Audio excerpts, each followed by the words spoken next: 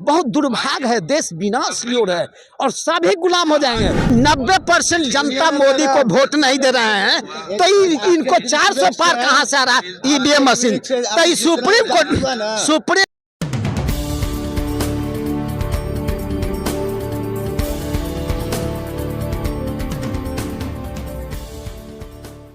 सबसे महत्वपूर्ण बात है कि हमारे देश के कोरोना काल में सभी गरीब वर्ग के या हर वर्ग के लोग जो फैक्ट्री में काम करते थे, खून निकालते हुए पैदा लाने दिया गया, बस से उनको उतार दिया गया।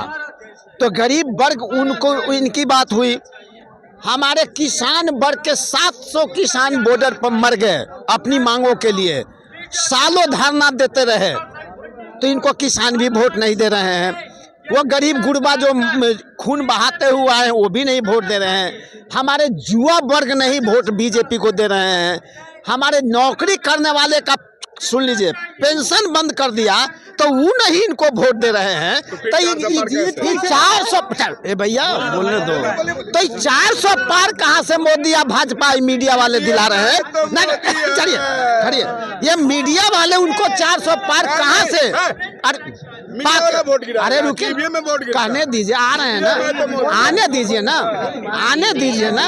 हम वहीं तो हम वहीं आ रहे हैं ना, वहीं आ रहे हैं। आप सुन तो जाइए, सब मिल जाएगा। तो आपको मैडम कह रहे हैं सभी लोग मारे जाएंगे, सभी लोग सताए जाएंगे। ये जो देश को ले पहले यहाँ बोलिए, इनको वोट के दे रहा है भाई सारा लोग।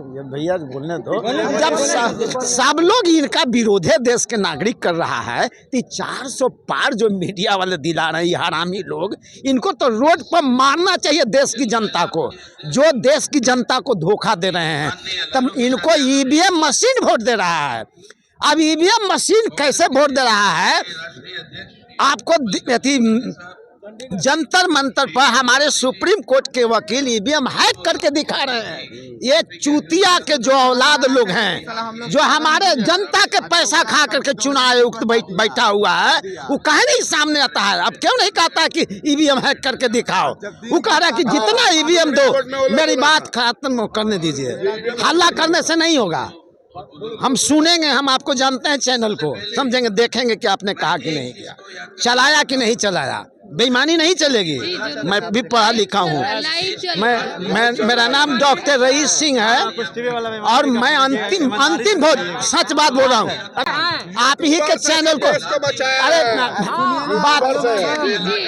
बात खत्म करने दीजिए। तो ये तो स्पष्ट हो गया कि हमारे देशवासी 90% जनता मोदी को वोट नहीं दे रहे हैं, तो इनको 400 पार कहाँ से आ रहा है? EVM machine. तो सुप्रीम कोर्ट भैया झूठ को सुप्रीम कोर्ट में जो हमारे सुप्रीम कोर्ट के एडवोकेट केस दायर किए और जनता का केस दायर किया गया, तो 31 जनवरी सुनवाई करने के लिए रखा। सुप्रीम कोर्ट में जो बैठे जज हैं वो भी हमारे नौकर हैं और भी दलाली कर रहा है मोदी का। मैं ऐलान करके कर रहा हूँ, 31 जनवरी को उसको सुनवाई करना था। तो जो बेंच है, सुनवाई का बेंच, जो वहाँ एक वकील लोग बोल रहे हैं कि वह जज खाली मोदी के पक्ष में देता है, उसको भी राज्यसभा के गोगोई जैसा सदस्य बनना है कि क्या बनना है? ये जनता का पैसा खा करके ये लोग सुप्रीम कोर्ट के जज है बने हुए। हम लोग टैक्स के पैसा से ऐश कर रहा है और काम नहीं कर रहा है, जजमेंट नहीं दे रहा है। वो अप्रैल में, मई में 18 मई को लगा दिया केस को। इसका क्या मतलब है? वो मोदी को साथ दे रहा है, ईवीएम में लूट का साथ दे रहा है। और यह ईवीएम की सरकार है, यह पूरे देश को जाम कर देना चाहिए, रोक देना चाहिए, तभी हम लोग बचेंगे। नहीं तो आप लोगों को यही नहीं होगा। आप ही का पैसा आपको खर्च नहीं करने दिया गया। आपको 10 लाख बैंक में है, आप भी, कोई भी, किसी भी जाति के, याद कीजिए वो पैसा बंद हुआ था तो एटीएम पर या कहीं भी लोग मर गए अपने बच्चों के इलाज के लिए, लेकिन पैसा नहीं मिला उनको। अपना पैसा सारे ऑनलाइन हो जाएंगे और ये रुपया नहीं निकालने दिया जाएगा। आपको कहा जाएगा कि महीना में 5,000 खर्च करो। खर्च करने की जरूरत पड़ गया, रोगी है 50,000, नहीं निकाल सकते हैं। जो एथी वाला जो है, बिजली वाला जो चल रहा है, उसी से चार्ज खत्म हो जाएगा। पैसा है आपका 10 लाख, लेकिन खर्च नहीं कर सकेंगे। कोई आदमी, किसी भी जाति को मैं कह रहा हूँ, मैं अंतिम वोट बीजेपी को दिया हूँ, उसके बाद मैं वोट नहीं दिया। इलेक्शन में ऑफिसर रहे, पदाधिकारी रहे, मौका नहीं मिला। लेकिन इतना दर्द है ये क्या करता है कि 50 को कहता है कि रेलवे स्टेशन दे दो, अडानी कहता है अरे 50 को कह लो, 500 रेलवे स्टेशन अडानी ले लो, अम्बानी ले लो, एयरपोर्ट ले लो, जमीन दे दो, कोयला दे दो, एयरपोर्ट दे दो, बंदरगाह दो। इनके मोदी के बाप के है, बीजेपी वालों के अडानी पे भी इतना आरोप लगा लेकिन उसके साथ कुछ भी नहीं हुआ। क्या है होगा, क्या होगा? ये सुप्रीम कोर्ट में बैठे लोग हैं, वो भी मोदी के साथ दे रहे हैं। उनको राज्यसभा में सदस्य बनना है, उनको किसी बोर्ड का चेयरमैन बनना है। ये हरामी लोग हैं, देश के दुश्मन है, देशद्रोही है। जितने भी जज हैं मिले हुए हैं और ये चाहते हैं कि 24 में ईवीएम से लुटवा दे देश को और मोदी को सरकार बना दें। इसीलिए हमारे सुप्रीम कोर्ट में मैं चैलेंज कर सुप्रीम कोर्ट के जज भी न्याय नहीं दे रहे हैं और देश के जनता को धोखा दे रहे हैं। ये सारे देश के जनता के नौकर हैं, चाहे चुनाव आयुक्त हो या सुप्रीम कोर्ट में बैठे जज हो। यहाँ पर घोषणा होना चाहिए तो जो बैठे नेतागण हैं ये चुप लोग बैठे हुए। इन नेताओं को कह रहा है कि देखो ही जेल के डोरी ईडी सीबीआई लगा के ये जेल के गेट देखो ठेल देंगे, तो डरे ही नेता सब नहीं बोल रहा है। बैठा हुआ जो मंच पर, मुझे मौका मिले तो बादल फाड़ दूंगा। अभी की स्थिति यह है, इन सबों को 400 पार लाएगा ना। ये जो भाषण कर रहा है, मैं आरजेडी का ही आदमी हूँ या किसी का नहीं आदमी हूँ, मैं देश का आदमी हूँ। हम आरजेडी को भी नहीं समझ, मैं मंच पर होता, मैं सबको जानता हूँ, हमको भी सब जानता है, लेकिन नफरत है। हम चाहते हैं कि देश मेरा बरकरार रहे। ये सब देश बेच दिया। आपको एक और बात मैं कहता हूँ कि 55 लाख करोड़ जब देश हमारा आजाद हुआ था, अरे यार सुनो ना, तो आपका 55 लाख करोड़ उसमें सबका हक लूटा जा रहा है, चाहे बैकवर्ड हो फॉरवर्ड हो। मेरा नाम डॉक्टर रईस सिंह है, समझे ना, मैं नहीं बता दूंगा कि जात कौन हूँ।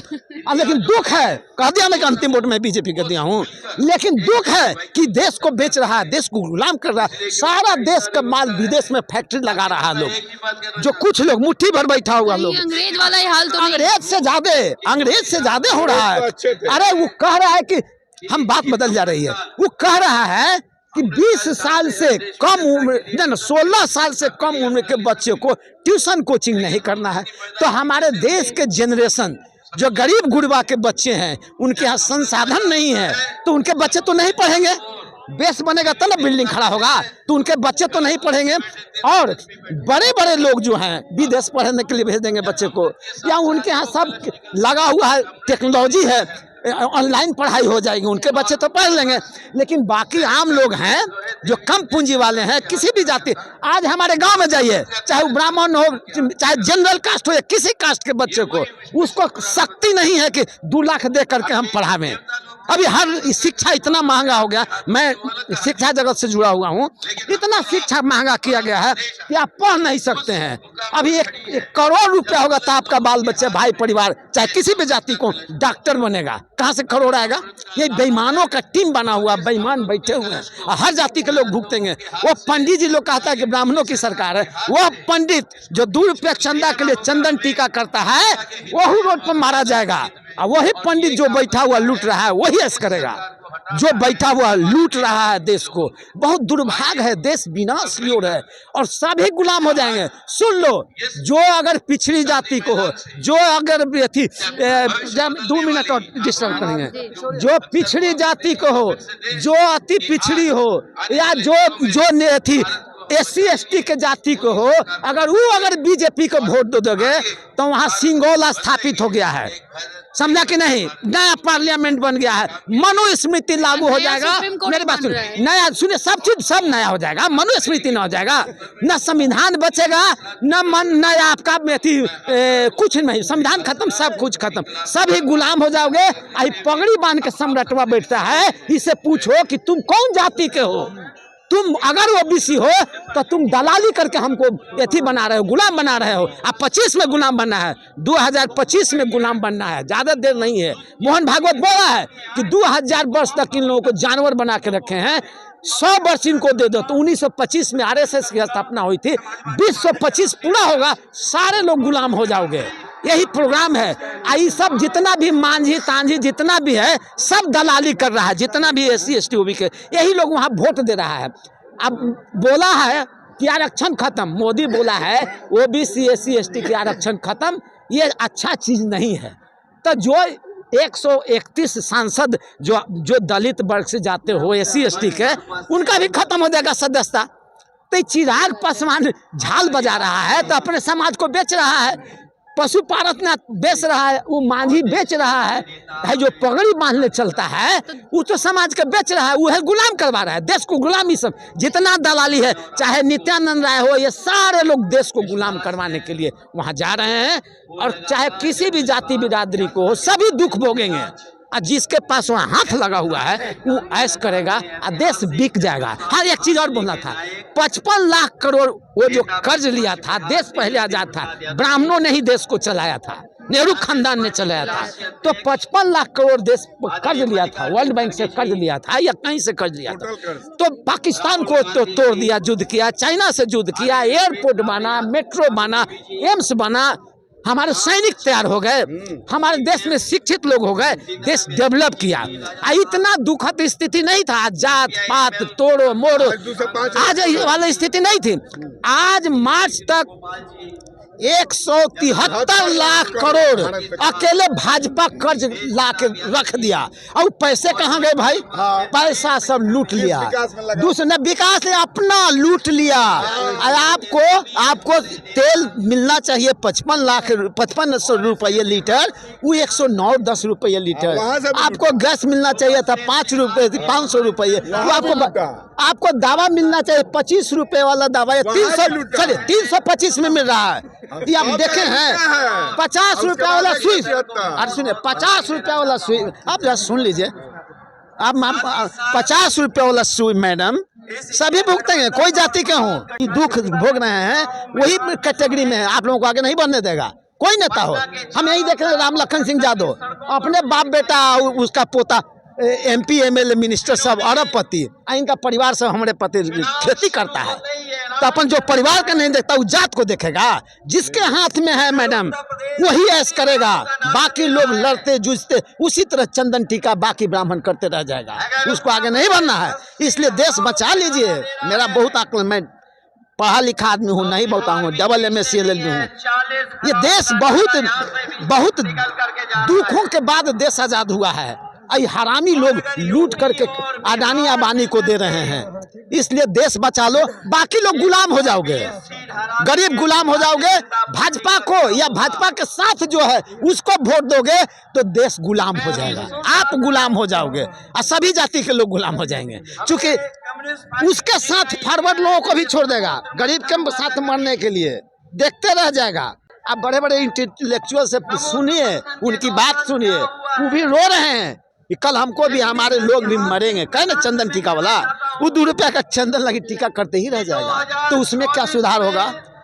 तो देश बचाइए और EVM हटाइए। हम तो आपके माध्यम से माननीय सुप्रीम कोर्ट के जजों से कहना चाहते हैं कि तुम कह के कहते हैं उसको, जो हमारे देश की जनता के पैसा से ये करता है, क्या बोलता है, ऐश करता है, वो अपना तुरंत अविलंब EVM पर सुनवाई करे, इसको EVM हटाए, बैन करे और बैलेट पेपर से चुनाव कराए। हम वोट देते हैं तो मशीन पी करता है। तब हम तो दे दिए फलना छाप को, नहीं, हम तो फलना छाप को दे दिया। लेकिन मैडम टेक्नोलॉजी जानने वाला ही जानता हो कि मेरा वोट किस पर जाके छप गया। मैं तो नहीं जाना, मेरा अधिकार है, राइट है, कॉन्स्टिट्यूशनल राइट है कि हम जाने हम वोट दिया तो मशीन किसको दिया जा करके। अब यही हमको नहीं पता तो मशीन को क्यों माने? हम अकेले डिमांड करते, मैं अपना वोट के लिए माननीय सुप्रीम कोर्ट के जजों से अपील करता हूं कि मैं बैलेट पेपर से चाहता हूं, या हमारा जो वह वोट है सुन लो, सुप्रीम कोर्ट के मिले हुए मोदी से जजों, तुमको बनना है राज्यसभा में जाना, हमारा वोट का अधिकार है, हमारा वोट उसमें से निकालो, पर्ची वोट का निकालो, छाप निकालो। मैं उस छाप को देखना चाहता हूँ, अगर EVM रखना चाहते हो, और वो अलग एक बॉक्स में मैं डालना चाहता हूँ, तभी मैं जानूंगा कि अब उसका काउंटिंग हो। और ये दलाल लोग कहता है कि 5 गुट काउंटिंग कर लीजिए अब बाकी छोड़ दीजिए, तो तुम जज हो कि दलाल हो? क्या बीजेपी से मिले हो? क्या उनकी ही बात करते हो? 99% 90% लोग वही लोग जज बनते हैं। ये नहीं कि आप उसी जाति के हैं तो आप भी जज बनेंगे, नहीं।